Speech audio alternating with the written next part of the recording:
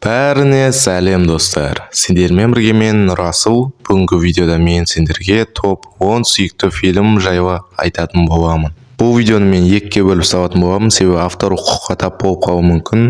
Мен негізі довольно мыңнан астам фильм көріп тастағанмын. Так что маған сенсеңіздер болады. Негізі сонша фильм көріп тастағаннан кейін топ 10-ды құрастыру өте қиын болды. Видеода фильмді спойлер етпейтін боламын, себебі қызық болмай қалуы мүмкін егер көретін болсаңыздар. Ал енді көп созбай видеоны бастайық.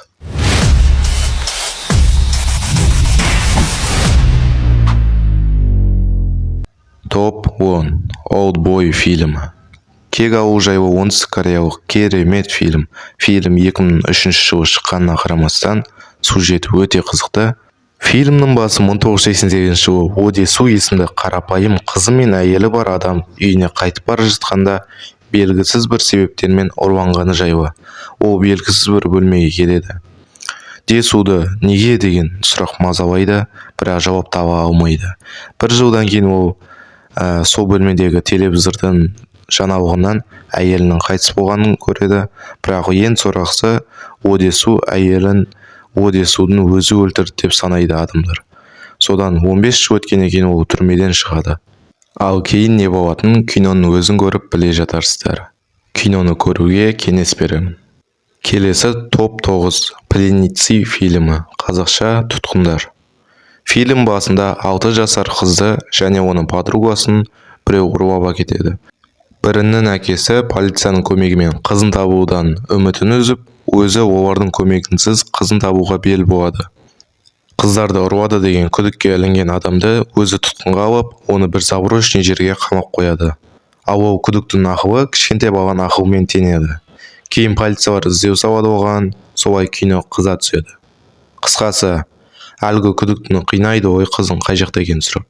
Жалғасын кейін киноны өзің көріп отырып біле жатарсыздар. Топ 8 Форест Гамп. Фильмде басты кейіпкер Форест Гамптың хикаясы. IQ аз, аңғалдау және ашық жүрегі бар адамның ерекше өмір туралы баяндалады. Ол бұндай болып туылғанына қарамастан, фантастикалық түрде атақты футболшыға, соғыс қаһарманына, табысты бизнесменге айналады. Ол миллиардер болады, бірақ сол сияқты қарапайым, ақымақ, мейірімді болып қала береді. Форестті үнемі сәттілік күтеді және ол балалық шағында дос болған қызды жақсы көреді.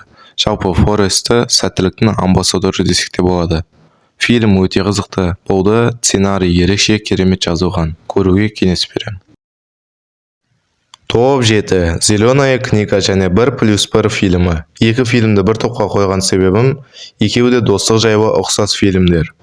Зеленая книга. Фильмде қара нәсілді бай және дарынды музыкант өзінің жүргізушісі және күзетшісі ретінде жұмысқа ең қолайлы емес адамды жалдайды. Тони фильм басында қара нәсілділерді ұнатпайтынын көрсетіледі. Бірақ ол жұдырығымен жақсы жұмыс жасайтын төбелеске бейім және жақсы жүргізуші еді. Солай фильмде екі түрлі тұлғаның қалай достасқан жайлы айтылады. Айтпақшы, мына моментті бәріңіз көрген боларсыздар. Я недостаточно черный и недостаточно белый. Скажи мне, кто я? Скажи, Тони, кто я такой? Осы фильмнен алынған болатын. 1+1 фильмі. Жазатайым жағдайдан кейін бай ақсүйек Филипп өзінің көмекшісі ретінде жұмысқа ең жарамсыз адамды жалдайды. Жақында түрмеден шыққан Дрис есімді қала маңындағы қара нәсілді жас жігітті жалдаған болатын. Ол Филипптің мүгедек арбасына танылғанына қарамастан, ол байдың тыныш өміріне вайфты енгізе алды және бетіне қуаныш сыйлай білді. Жалпы екеуі де достық жайлы керемет фильмдер, көруге барлығына кеңес берер едім. Топ 6 Гран будущего. Фантастикалық петля времени жайлы керемет фильм. Оқиға жақын болашақтағы белгісіз бір инопланетяндардың жерге аяусыз шабуыл жасап ірі қалаларды жермен жексен етіп, миллиондаған адамдардың өмірі қиған кезде болады. Оларға қарсы экзоскелетті костюмдер жасап шығарады. Басты рөлде менің сүйікті актерлердің бірі Том Круз ойнайды. Ол майор болса да правительствоға қарсы сөз айтқаны үшін, мен түсінген бойынша сол солдаттармен қатар дәрежеге түсіп қалады. Кейін ол экзоскелетті киіп, соғыста қаза табады. Солай кино бітеді деп ойласаңыздар қателесесіздер. Ол өлгеннен кейін соғысты бастаған уақытқа қайта оралады. Солай жалғасып кете береді. Ал кейін не болғанын фильмді көріп түсіне жатарсыздар. Ал осымен бүгінгі топ 10 фильмнің бірінші бөлімін аяқтайын. Келесі бөлімді шығаруға 200 лайкты аямай жинап тастайық. Ал мен айтқан фильмдерді көріңіздер, баға беріңіздер. Видеоны соңына дейін қарағандарыңызға рахмет. Қош, сау болыңыздар. Келесі кездескенше.